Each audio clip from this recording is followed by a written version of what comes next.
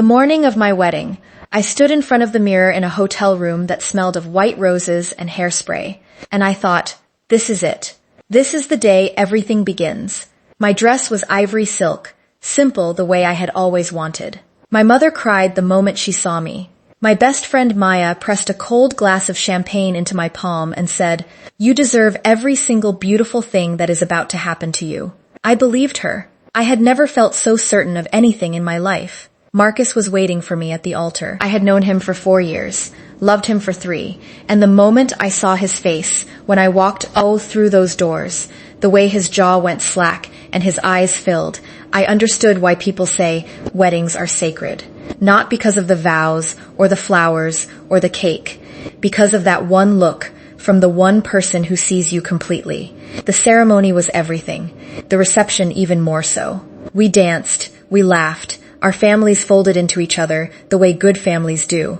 I remember spinning on the dance floor, my veil catching the light, Marcus whispering something ridiculous in my ear that made me laugh so hard I had to hold his arm to stay upright. It was Daniel who handed me the glass.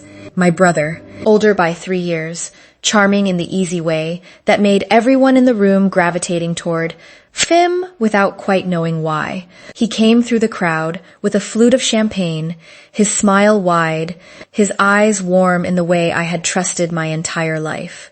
"To my little sister," he said, raising his own glass, "the most beautiful bride in the world."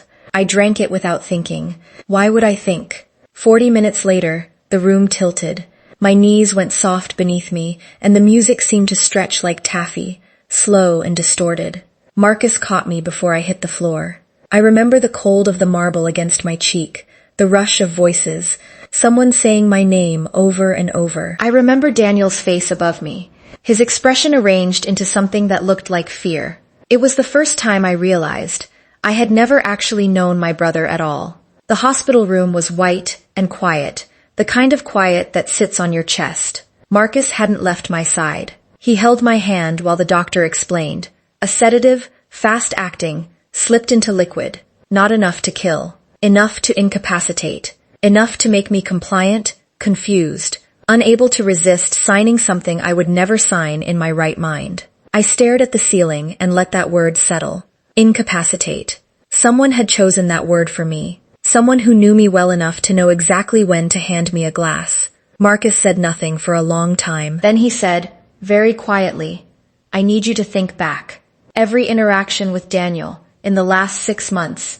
Everything." So I thought. I thought about the argument at Christmas. The one nobody named out loud, Daniel's.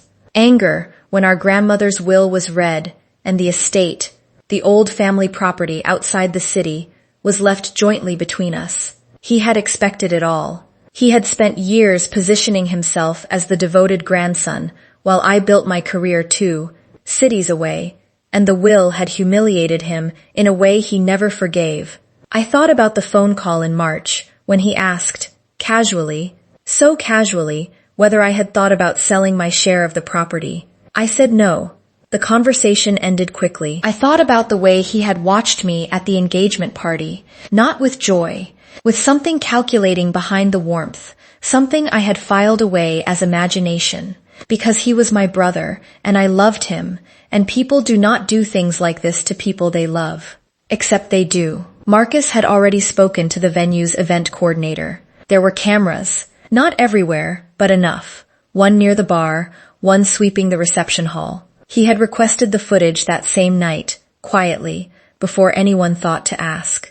He didn't tell me what he saw right away. He sat with it, turned it over, made sure he was certain before he brought it to me. That was Marcus, careful the way a good man is careful, protective without being reckless. What the footage showed was Daniel, alone near the bar for 40 seconds, his back to the room, his hand moving over my glass in a way that had no innocent explanation.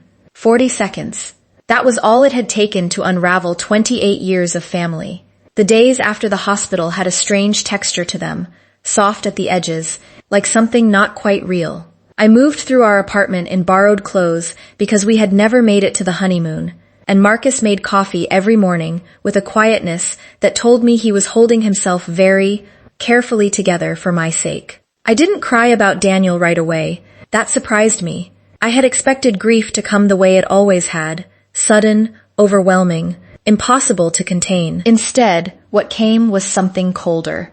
A slow, methodical turning over of every memory I had of my brother, looking at each one from the new angle that the footage had created. And once you see something that way, you cannot unsee it.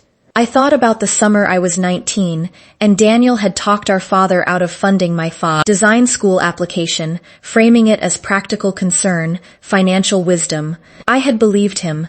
I had spent 2 extra years working a job I hated before I found another way in.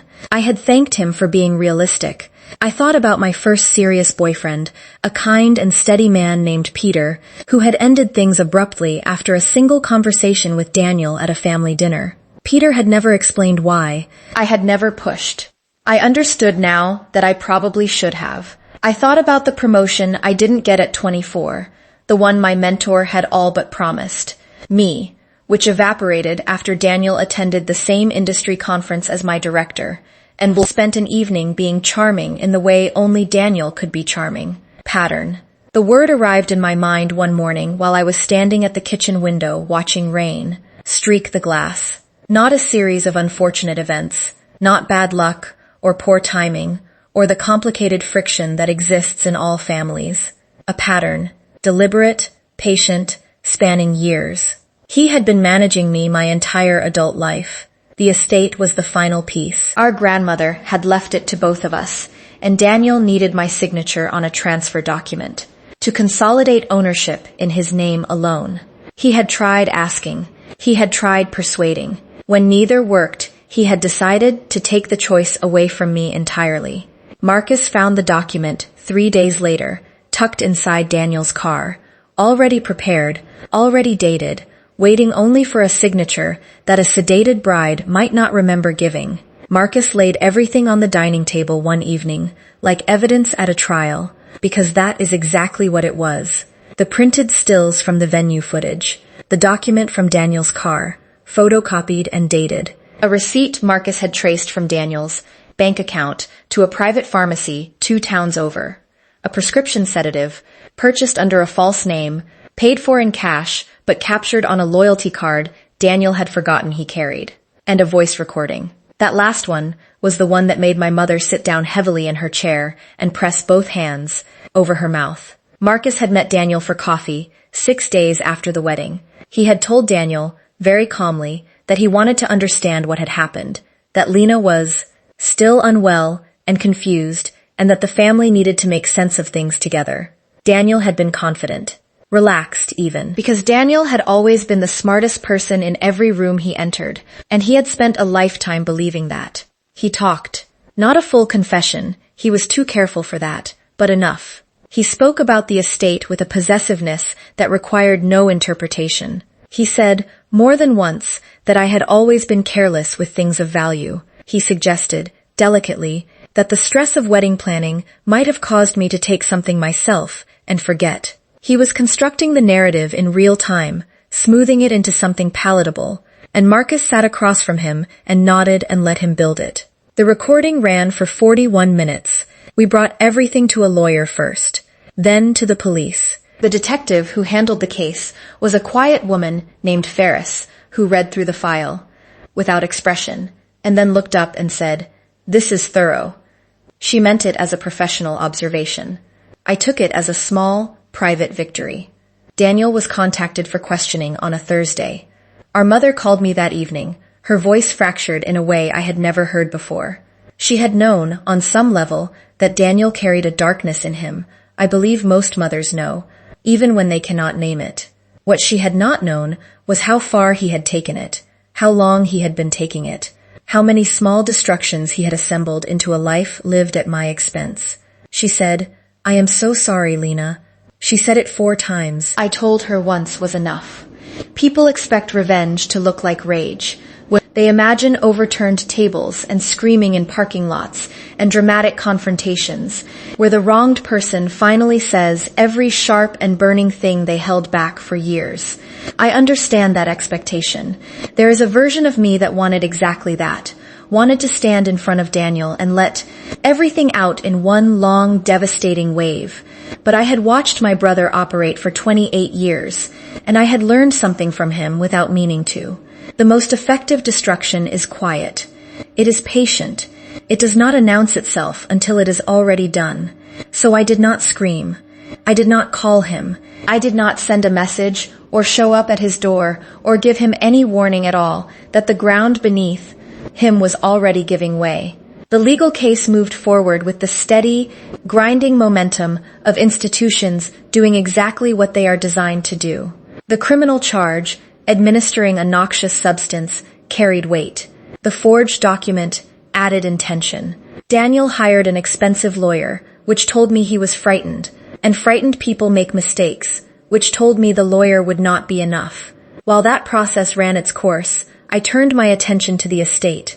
Our grandmother's property had been jointly held, and Daniel had spent months trying to maneuver me out of my share. What he had not done, in all his careful planning, was actually read the full terms of the trust. There was a clause, small, buried, the kind of thing a person misses when they are focused on the exten, is edt, the rhythm renly for parts is to, solage destination rather than the path, that stipulated any attempt to transfer ownership through coercion or fraud would result in full forfeiture of the attempting party's share to the other. My grandmother, it turned out, had known her grandson rather well. The estate transferred to me entirely on a cold Tuesday in November. I was sitting at my desk when the lawyer called. I thanked him, hung up, and went back to work. Daniel lost his share of the property, his professional reputation when the charges became public record, and eventually the Lang, expensive apartment he had been funding, through loans taken against an inheritance he no longer had access to. It happened incrementally, each loss following the last, with quiet inevitability, the way a house of cards falls, not all at once, but one card, then another, then another. I did not celebrate. Celebration felt like it still belonged to him somehow, like it would require me to keep looking in his direction. Instead, Marcus and I finally took the honeymoon we had postponed. A week in a place with warm water and no phone signal, and I let the distance do what distance does. On the last evening, sitting on a terrace, watching the sun go down over the water, Marcus asked me how I felt. I thought about it honestly, the way he always made space for me to do. Like myself, I said. Finally, completely like myself. He took my hand and said nothing, because nothing was exactly the right thing to say, and that was precisely why I had married him.